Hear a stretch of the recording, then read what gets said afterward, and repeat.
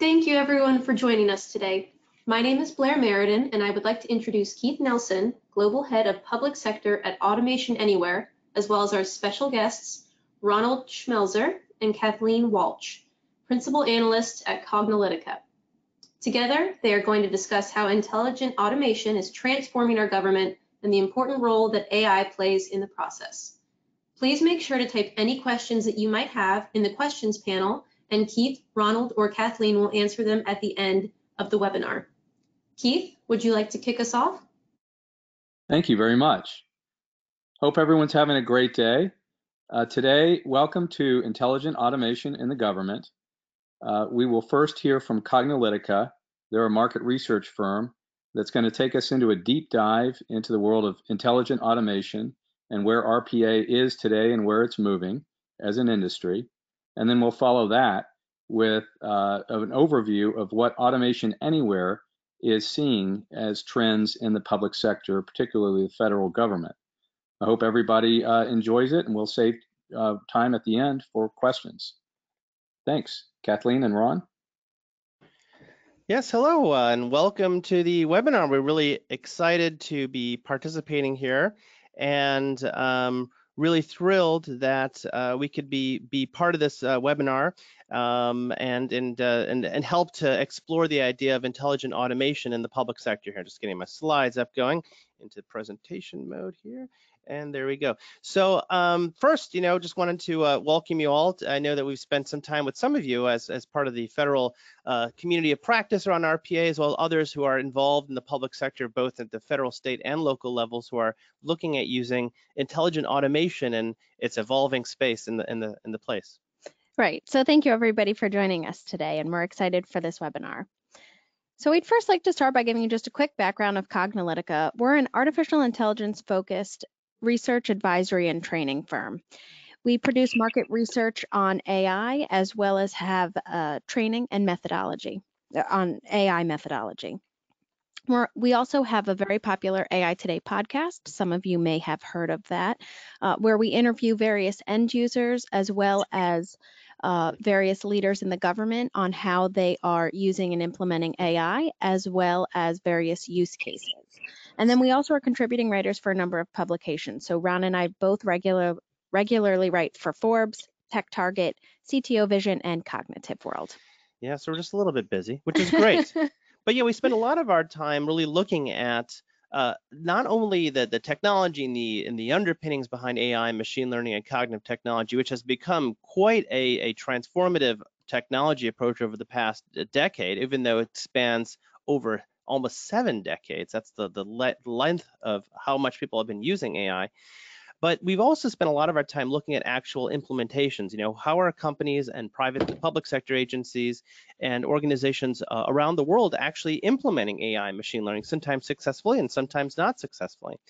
So what we find is that there are problems that are really very well suited to this idea of having machines that are capable of learning from experience and data, which at the end of the day is really what a lot of this AI machine learning boils down to, is this idea of, instead of having to manually program a computer where the human has all the intelligence and we tell the computer what to do, the idea of AI and machine learning is letting the computer figure out on its own through data that we train how it can solve its problems and how can it address some of these more difficult problems that we can't program our way around it. But there's lots of other ways that we can look at intelligence and intelligent machines. It's not just from the machine learning perspective. Right, and we like to start here because a lot of people have a misunderstanding about what exactly is artificial intelligence. Some people think that, artificial intelligence is this or that, and we say, when you start defining, you're kind of losing the overall picture. So what we say at Cognilytica is that AI is not a technology, but it's a goal, and it's a set of technologies to get you to that goal. It's a movement towards the intelligent machine.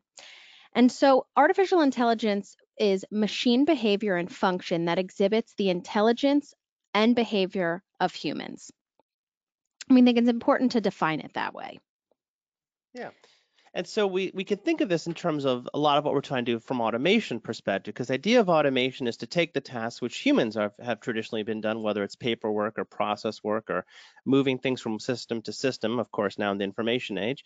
But a lot of those are processes. We're trying to improve those processes. We're trying to make them faster, more responsive to the environment. We're trying to get more value out of them. We're trying to, of course, optimize the cost and the efficiency of doing all those things, but it requires systems that are a little bit more intelligent, because it's not just as a matter of using a database or a website or some simple app. It's about trying to connect all these things together. Right. And so when we have systems that are intelligent, it can handle some of these problems. And so what we say is, don't use AI for AI's sake, but use it because you can't program or have a rules-based system to get your way there. Right. And so you're going to want to use, more intelligent systems when, like I said, just simple rules don't work. You don't have, a process flow that stays the same every time, and you're not going to be able to figure that out. We like to point out that machine learning is probabilistic and not deterministic, which means that you will never get 100% accuracy. So if you need 100% accuracy, or like I said, if you can have, simple rules, then don't use AI. It's also great if you want to have object identification, recognition systems, and also classification as well, because you can't really program your way to image recognition. You need to use machine learning for that. Now, that being said, the idea of automation in the enterprise, we have to move our way towards this vision of the machines helping us with these harder, more complicated areas that we're trying to automate, right? Because where we are today is we have a bunch of disparate systems. We have systems that people have developed and programmed over decades, many decades in the case of many public sector systems, right? And we need to sort of move them from where we are today, which are very much functionality based and single system based. We got to move them to this idea of the multi-system universe where these systems can seamlessly integrate with each other, and we don't have to worry about all the problems about moving down this chain. And so we have here is this vision of moving from kind of where we are right now with enterprise integration and sort of straightforward business process and rules management, which has been around for decades, to much more intelligent forms where we could start first automating and enabling those parts of the enterprise which are not currently automated, and then using that as a stepping stone to some of the more complicated and harder to automate things that we have that were not addressed with traditional automation systems. Yeah, and so we like to point this out. This is a chart with 4 levels going from level 0 to level 3. And we think that it's important to point it out this way because just like, with anything, you don't go from 0 to 100. There's a process and there's gradual steps, just like Ron said. So also with autonomous vehicles, they have levels 0 to 5, where you don't have an autonomous vehicle. You don't have a vehicle that has 0 autonomy one day and then jumps right to level 5 the next day. It's a process and a journey that we need to go on. And so the same is true with intelligent process automation. Yeah, so the idea with intelligent process automation is we're going to move from where we are at level 0, which is sort of like the current trying to just get the automation. Basically, we could think of it almost like if you think of trying to capture information on documents, the very first step is, well, you have to digitize those documents. If they're on paper or even if they're in PDF format, they're not really accessible to the machine, right? So you have to digitize them. And you could think of sort of level 0 as basically digitizing the process. So, you have to do that, whether you're using screen recorders or complex rule sets, or even doing complex user interaction where you're simulating the user and you're doing all this other stuff. You could think of it as basically digitizing the process, where before the process might be in somebody's head or, literally shuffles and piles of paper or whatever it is now.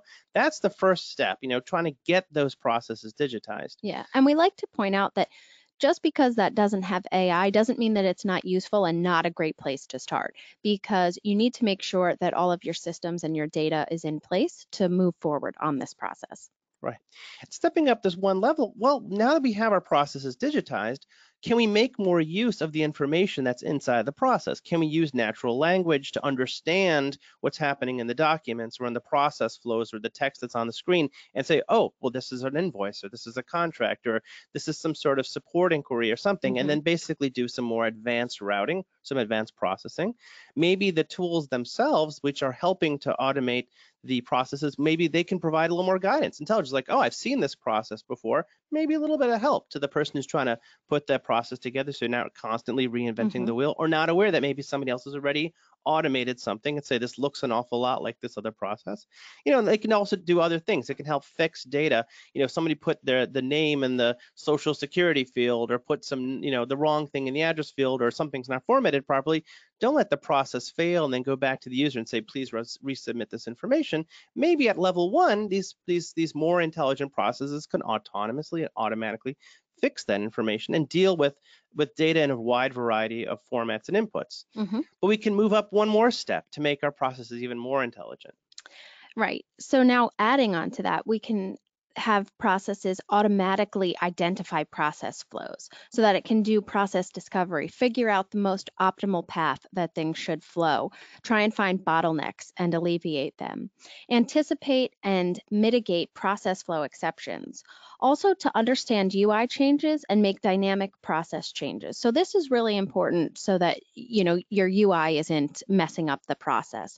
Also in level 2, now it might be able to fix and find missing or incorrect data. So like Ron said, you don't need to go back to the user and say, please re-enter this, or have a human in the loop double checking it, and have it stop at that process. It can automatically adjust as needed. And then it can do automatic process documentation as well. So I could basically start keeping track of what this process is all about, especially as the processes change. As you know, the documentation always lags behind. Right. And so like the ultimate vision, just like with autonomous vehicles, that level 5 vision are cars that can drive themselves anywhere. You just tell them where to go. You sit in the back seat, don't even need to be in that front seat, and the car just does its thing.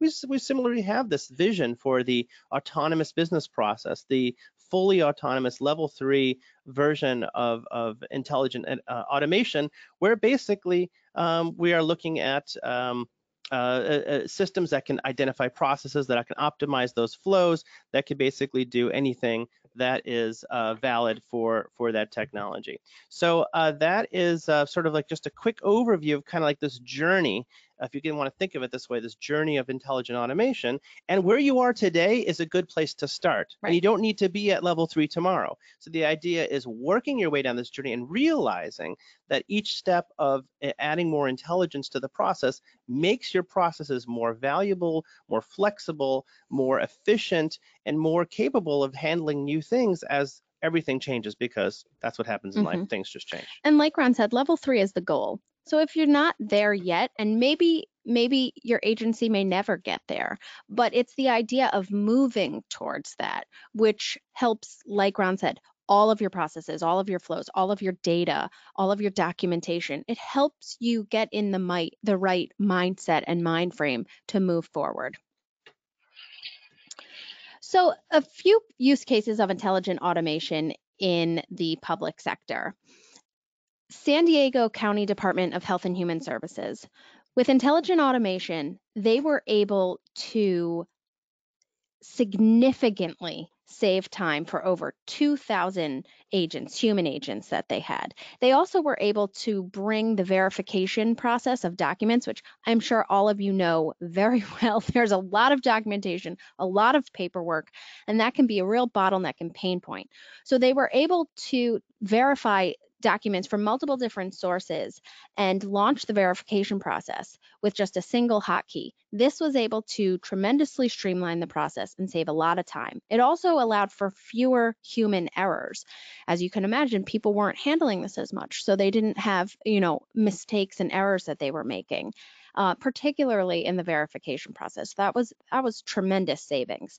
And then a large federal health agency was able to also gain great efficiencies, where they were able to automate a number of processes. And currently they're at about 34 processes automated. They were able to also help with their billing systems, their invoices. Over 1,000 invoices were automatically reviewed with this system, which meant that humans did not need to review that, saving so much time. They were able to improve data quality on over 100,000 records, and also have many man hours saved, over 13,000 manual labor hours saved, just by doing this.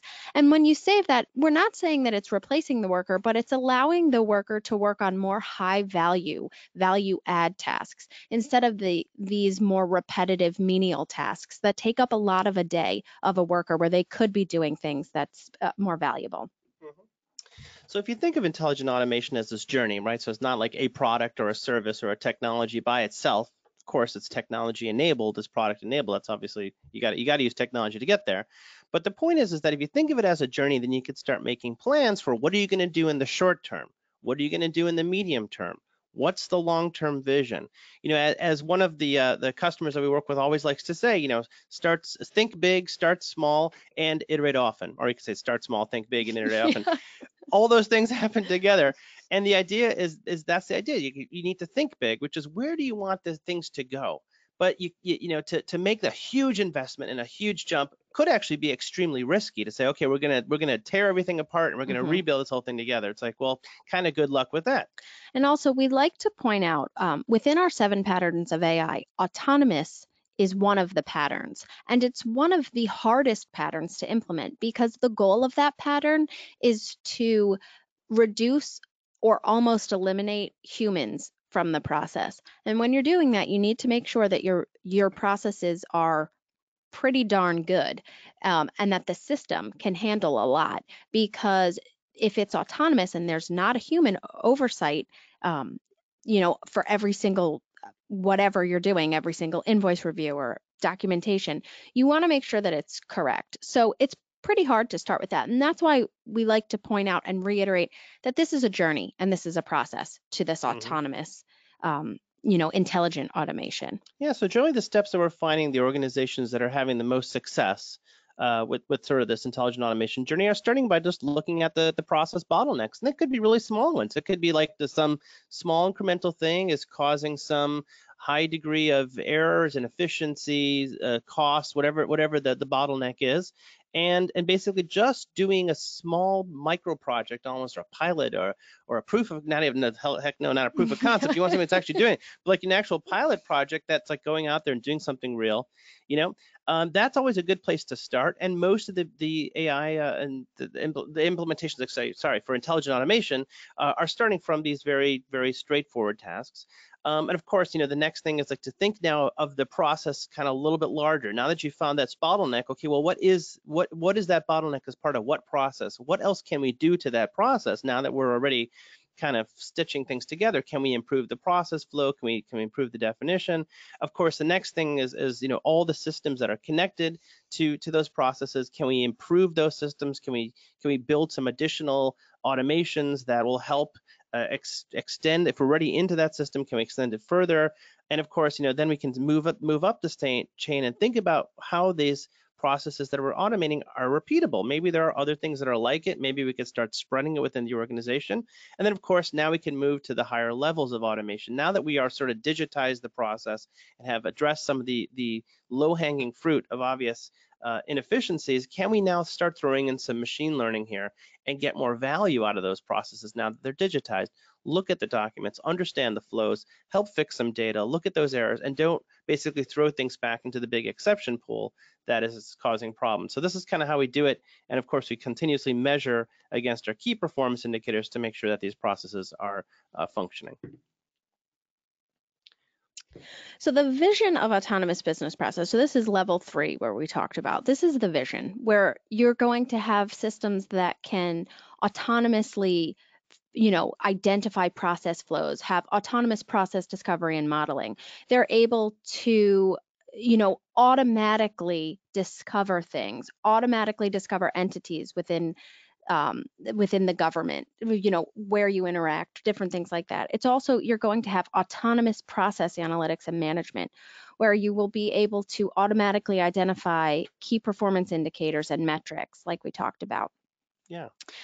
And also have autonomous process optimization. So if you'll notice, all of these are autonomous, which we said that this is a very difficult pattern. So this is the goal. But when you think about it and you're in this mindset, it helps you make your processes work towards this goal. So I think sort of here in conclusion, really, this is sort of like the lead up to kind of seeing kind of where things are at, because obviously the great thing about where we are in this webinar is we're going to see actual practical implementation of making what we're talking about here sort of a reality, right? Mm-hmm.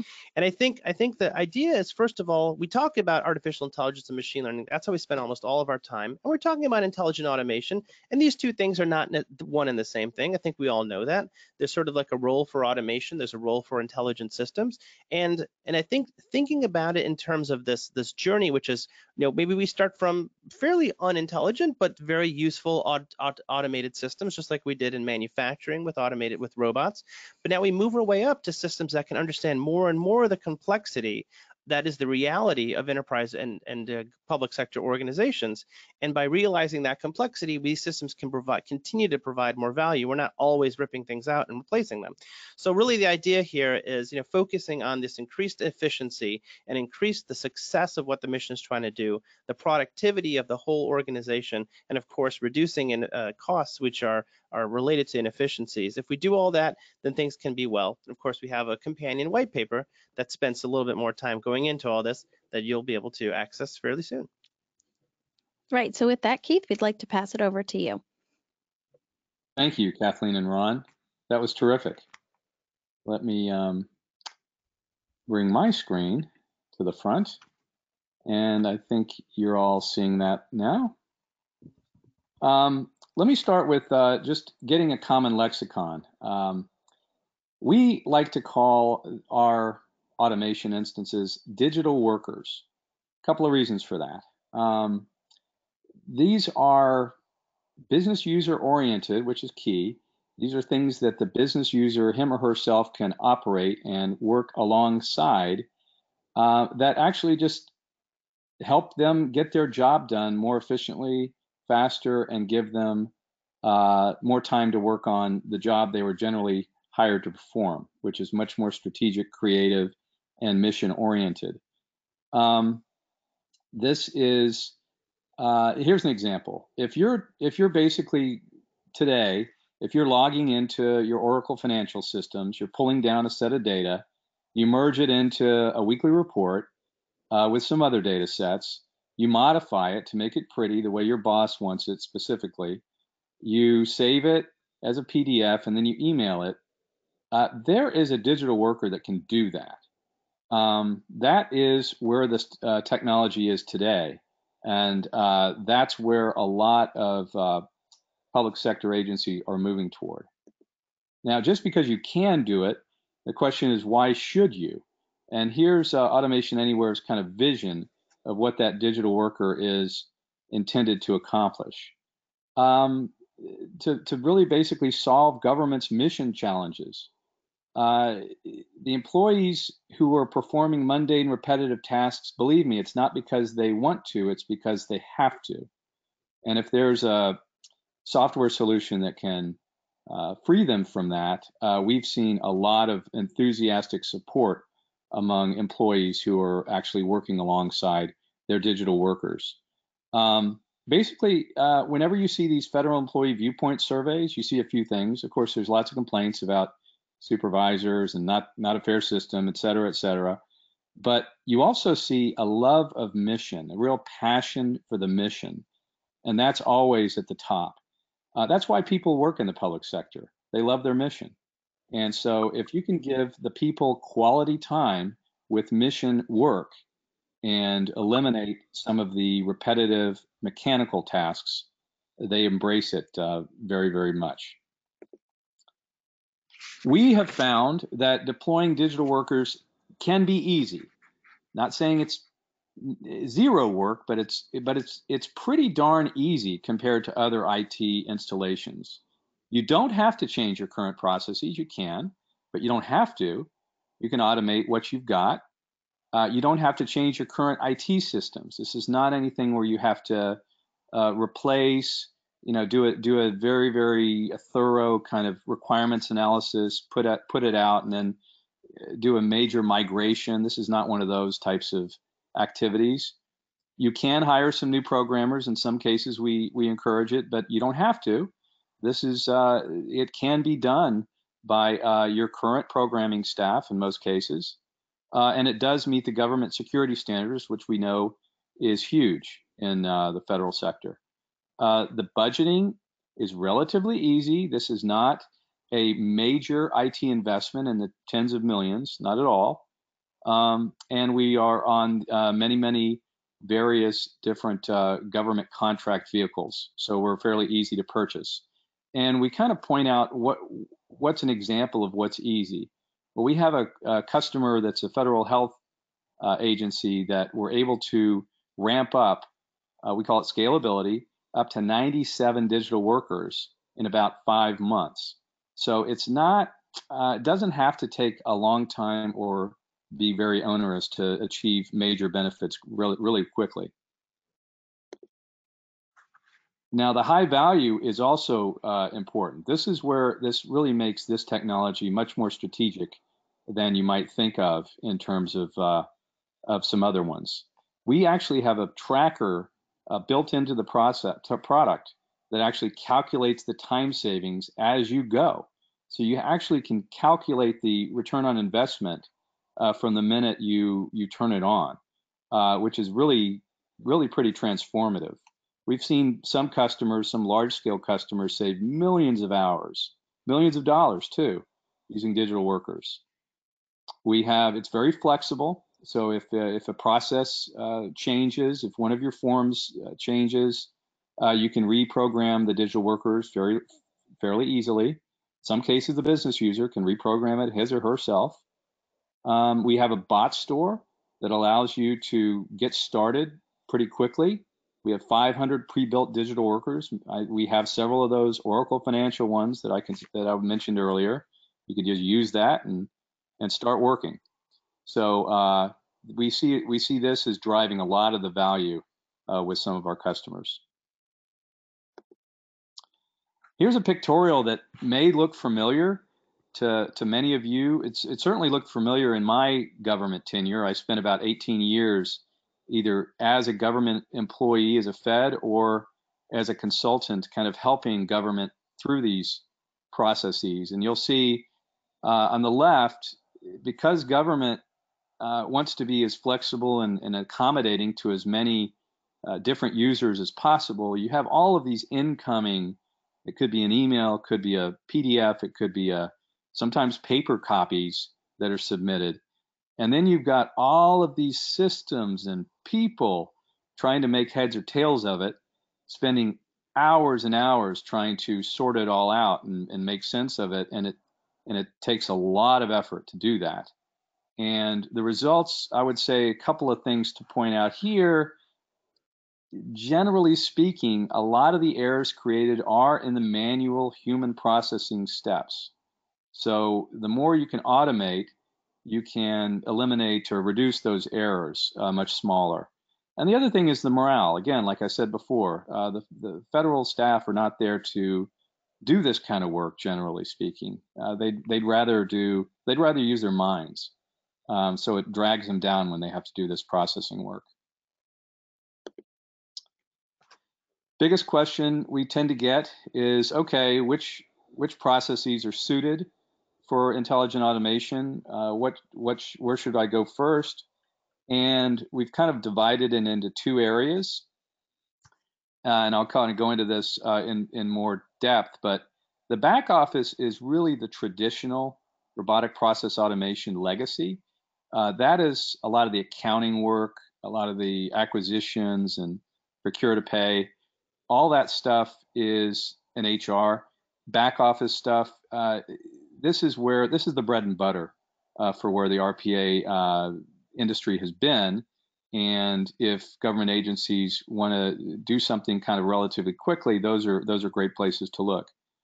As the technology improves and becomes more intelligent and becomes up that level 1 through 3 that Kathleen and Ron were mentioning, then it's really tailored more to fit some of the mission, front office, citizen-facing processes. It's going to be harder and harder to stump the automation digital worker as the technology improves. And so mission processes is really the future of where we're going. And here's some examples. You can kind of go down the list. Procurement, you've got some closeouts, confirmation, some of that invoice processing. This is happening. This is really happening in the private sector a lot. This is happening somewhat in the public sector as well. Financials, I would say the improper payments is a big deal that the government has not done a great job on. There's a lot of errors in the process, and that should be a area of focus. There's some legislation being looked at in that area, and we think automation could be a significant help there.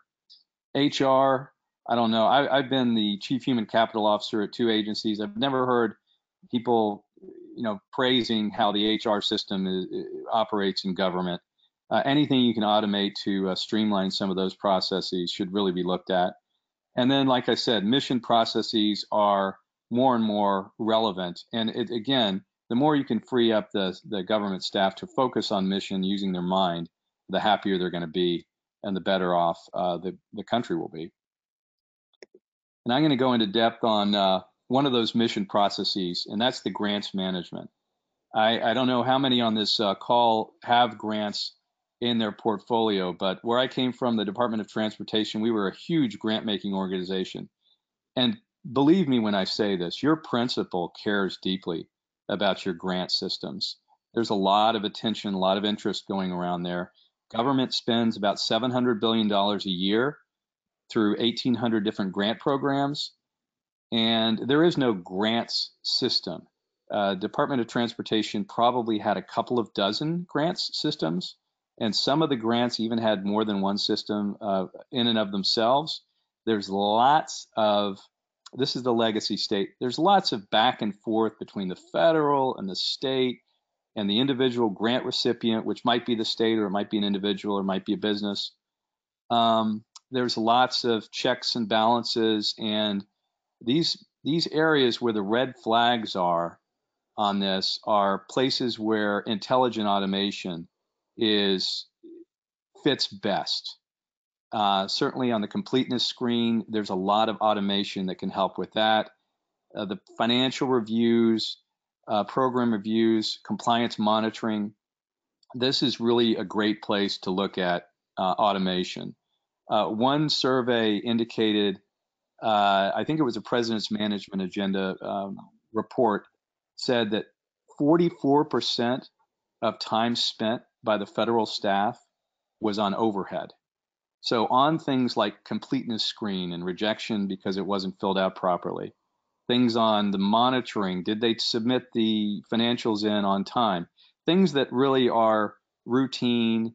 Don't use your mind. It's not an analytical project. It's more just the basic fundamentals that automation could resolve.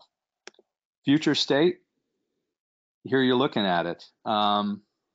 You can actually monitor in real time where the process is at any point with automation, so it helps with governance. You still see the people there because nowhere in no one's vision would you have a digital worker making decisions about which grantee should be awarded a grant. It's got to be a person making that decision. The digital worker would just arm that person with timely and accurate information so they could act against it.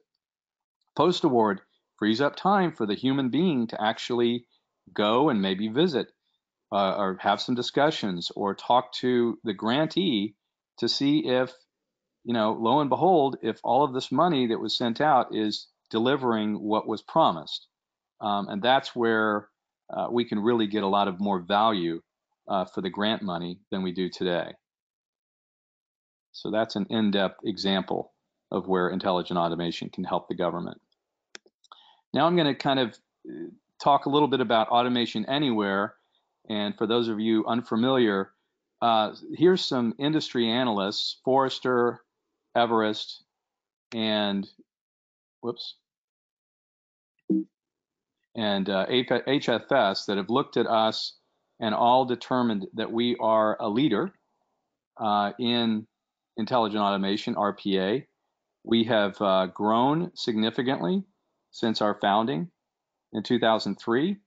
to over 2,000 employees today. We're based in San Jose, California. Hundreds of partners, thousands of customers, and the most bots or digital workers deployed throughout the world, really. We've also continued to grow. We had the largest Series A venture funding in Silicon Valley history last year at $550 million. So we're really poised to continue growing and developing further. Here's a partial list of some of the customers we have. And you'll see some of the leading technology, manufacturing, banking, telecommunications, and healthcare firms. And in terms of the public sector, we are the leader per a Federal Robotics and Cognitive Consortium poll. We have more digital workers deployed than any of the competitors, both in the federal level and in the state, local, and higher ed. Now, our view of the digital workforce in a little bit of a nutshell is we see it as a 3-in-1 platform. We have some very valuable, but kind of basic, what Kathleen and Ron were kind of referring to as a level 0 kind of intelligence. It's good automation. It's good RPA, and we have that. We've had that for a long time. But then we have what we call the IQ bot, which is more the intelligent automation, which handles unsupervised and supervised learning, semi-structured data. It's tougher to stump, basically, and I'll go into a demonstration of how this operates in real time. And then third, we have a bot insight. Those of you in the IT government world will recognize, and I recognized this when I was there in the OCIOs, governance is a challenge. If you have bot sprawl, or if you have website sprawl, or anything else, if everybody's kind of independently operating their own systems and their own thing, it often becomes a cleanup activity just to try to get it under control. See that with SharePoint. So this is something that allows you to monitor what's being deployed, how often it's being used, and to retire the ones that are underutilized and offload the ones that need more help. Enterprises tend to prefer us because we do have a digital workforce platform with cognitive skills embedded.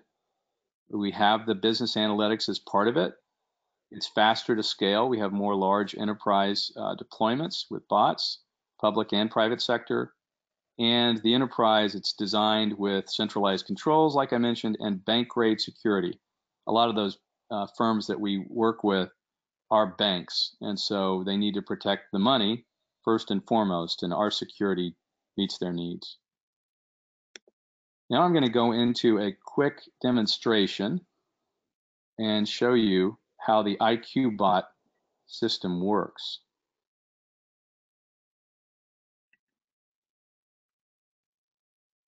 Now we're using an OSHA form. Form 301 is when a company has an employee get hurt on the job. They have to submit that notification to OSHA here in Washington, D.C.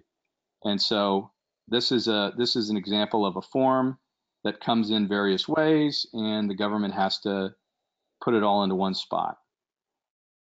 We're going to design a bot or a digital worker to address this. Now, first you get into the form and you start looking at all the different fields.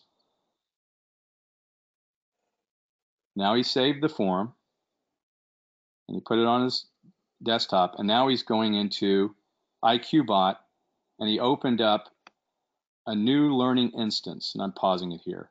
This is phase 1, it's staging. So he's going to teach the digital worker for what to do when he sees a form like that. So he's going to call this instance Form 301.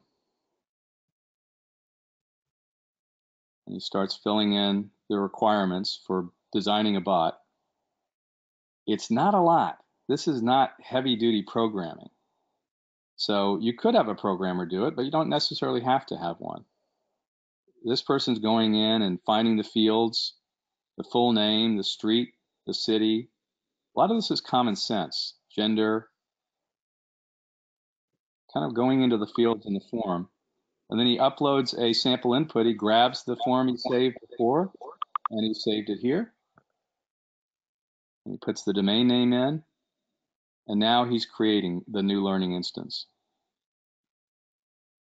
And what happens here as it operates is the digital worker is processing this form and looking at those fields that were put in by the person, the business user, and it's looking for patterns and it's trying to make sense out of it. Now, this phase is the training of the bot. So you see on the left-hand side, those are the fields, and it shows what the digital worker pulled from the form into those fields, and then you get to see the form on the right side of the page. Again, doesn't take a programmer. This is pretty common sense stuff. A lot of business users can do this themselves. I'll continue playing. So this is kind of the validation piece. You look at this and say, okay, the digital worker said Pennsylvania street under street, that's correct. They said Washington under city, that's correct. Zip code, and you go all the way and you say, and you might have to fill in some of this. In some cases, it's already filled in. Other cases, you're validating or you're adding to it. Now, when it comes to gender, this one is a checkbox system. So in this case, you're going to have to say, you're going to have to open up this little area and say, this is the part the digital worker should look at. It should look at this section and try to figure out if male has a darkened oval or is empty, or if female has a darkened oval or is empty. And so you're training the digital worker to identify whether this form indicates male or female. So you're teaching it as you go along. And if it's empty on female, you'll put negative. So the gender checkbox is a little bit different from the others. We're just filling in particular data straight from it. Name of physician or other healthcare. I mean, obviously, this is very sensitive stuff. When you're talking about medical or illnesses, you've got to have this very, very secure. So that's paramount and key with all this. Once you go through and validate the whole thing, you extract all the data, you look at it, you say, okay, they got the stuff right, they got the case number, they picked the right gender, male or female, and so I'm going to load it and I'm going to save it. And now, are you ready to put this digital worker into production? If so, say yes. You're done with training. You're now ready for production. And I'm going to send it there. And now, instead of a training digital worker, it's going to be a task bot. So we're uploading the IQ bot into our production area. And now, when the user needs that Form 301 processed by a digital worker, they'll have that ready to go as a task bot.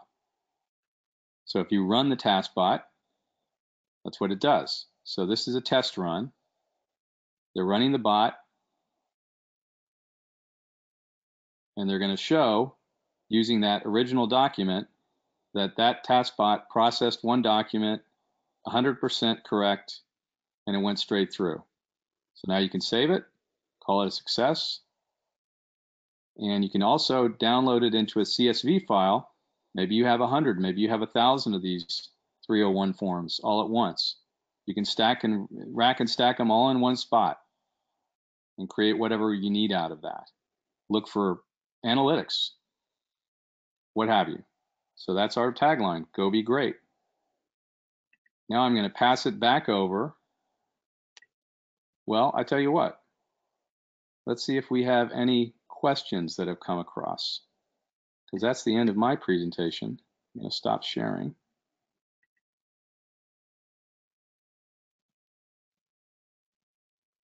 And let's see if we have any questions that have shown up.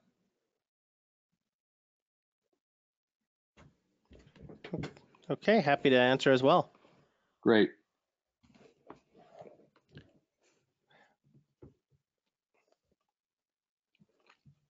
We do have some questions. Okay. I think we had some queued up here. Yeah. Cognilytica. Are there any vendors who are currently at level 3 of IPA? If not, do you think we'll get there? Well, two different questions. I'll start with the first, and maybe Kathleen will handle the second. So, currently we haven't seen companies are trying to build autonomous business process and all the stuff that's associated with level 3 autonomous process optimization. No one has built that product yet, although we have seen signs that there are a few vendors who are trying to get there. Right. But I would say that we really haven't seen any vendors yet. Just like with level 5 autonomous vehicles, a lot of companies trying. We haven't yet seen really fully autonomous vehicles quite yet on the road from a production and a day-to-day use perspective. Although, maybe Waymo's got it, but still in the early days for that. Yeah, but nothing commercially available. And so following up with that, do we think that we're going to get there? Yeah, of course we do. But, when is the question, really, not if, but when. Mm-hmm. So yeah, so it's definitely it's an inevitability for us to have these processes much more autonomous, especially as they become more and more digitized. Great. I guess all of us could answer this one. We've probably seen it in different shapes and sizes. What are some examples where traditional RPA isn't enough and companies or public sector organizations should be focusing on intelligent automation?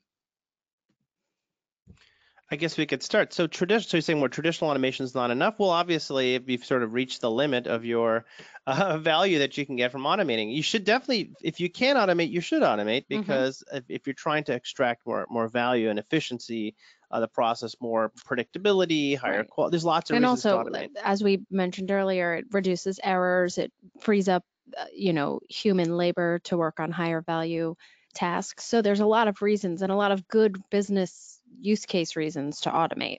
Right. But as far as when you reach the limit of sort of traditional automation, then yeah, the next thing is, okay, well, what can we do if we can look a little bit more closely at these how are the humans still involved in ways that they maybe should not be involved because they have to read documents, make judgment calls, or maybe just from a perspective is we're constantly going back and we're constantly sort of readjusting these processes all the time because the processes themselves are not doing it. Those are good signs that you may want to start looking at now, these higher levels where it's okay, we need processes that can adapt to change. We need processes that can do some of this unstructured, handle exceptions, handle unstructured data, all that sort of good stuff. Maybe Keith, you want to think a little bit more about I'll chime in on that one. One place that some of our customers are doing is some of the processes, we'll take grants, for example. It's got hundreds or thousands of steps. They're some are very simple and easy and routine, and a non-intelligent automation would be fine for that. And some are much more difficult, and you really need some intelligent automation. So we've seen some customers use what we call a metabot for a kind of an advanced process. So you've got a mix of non-intelligent automation bots and intelligent IQ bots kind of combining together to make a big process flow more effectively and efficiently. So you're really kind of picking and choosing whatever the step in the process requires. And that's why we kind of think our 3-in-1 platform is most helpful, where you don't really know exactly if you need intelligent for part of it or non-intelligent for others, and we would only deploy what's necessary to do that. Let's see. We have a question here. Some of this seems to be a sort of stopgap when dealing with legacy systems. I can answer that one. I've heard that. Some customers see that as a good stopgap for legacy systems, and I would say yes, plus it is a stopgap. Speaking from a former government user of lots of systems, you don't want to wait sometimes for the next great rollout to take place, because those rollouts tend to get delayed, and maybe they get protested, and maybe it doesn't happen quite as quickly as you think you'd like it to. So why not automate and ease your burden in the meantime? And then once the new system is rolled out with all great new features, you're bound to find that some of the manual steps are still there. And so you can reprogram your intelligent automation to handle the new system just as easily. It's not like you'd have to throw out the old stuff. You would just reprogram it to the new features in the new system. So we see that as stopgap plus. Once the new thing rolls out, you could add it too. Kathleen, Ron, anything there? Yeah, I mean, there's nothing wrong with stopping gaps. Whenever you hear that, it's like, okay, is it a bad thing? So, I mean, first of all, if you have a gap, you should stop it. So that's really important. Ron. What can I say? You have systems that are broken. You have people doing crazy things like cutting and pasting from what we call it's called swivel chair integration, where you're basically cutting and pasting from one system to the next. You have somebody taking emails and like you're entering them into databases. You have somebody going to websites. That's not good use of the space between your ears. No, exactly. Yeah, it's like that's not the good use of your part, right? Because that can be extremely tedious, extremely boring, and very error prone. So that's why we don't think it's a good use of, intelligent human labor. But also then you could say, okay, well, so once you stop that gap, once you fix it, what is the next thing you're trying to do? So that's always say, think big, start small, think big, and iterate often, because that's the idea is you're iterating. First, you're putting out the fires, you're stopping some the of gaps. that low-hanging fruit. Right, which you should do, and then you can say, okay, now that gives you the breathing room, the space to tackle these harder ones. It's harder. You're not going to be able to tackle the big stuff without tackling the small stuff first. Exactly. Yeah. And the truth is, I mean, somebody asked, okay, couldn't you have a single fully developed application handling all of this stuff? Well, having worked in government, I know it's harder. It's easier to think about from a tech standpoint than actually executing it. I'm thinking about just data sharing complications with trying to bounce things against the Social Security Administration's database, or finding IRS financials about organizations, grantee organizations. It's not that easy. There's lots of lawyers you have to go through to get that stuff done.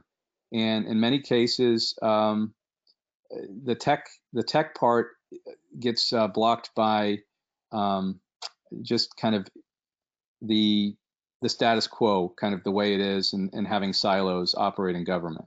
So automation is a great way to advance the ball without throwing up your hands. Here's another question. Have you had any challenges maintaining and documenting what bots are for? Do people typically use their own bots exclusively? We have a kind of an audit trail that follows our bots once they're deployed. You can actually see each step of the way. So a lot of auditing firms use them for that reason. It helps document all of their process steps. It eliminates a manual process of having to chart things one by one.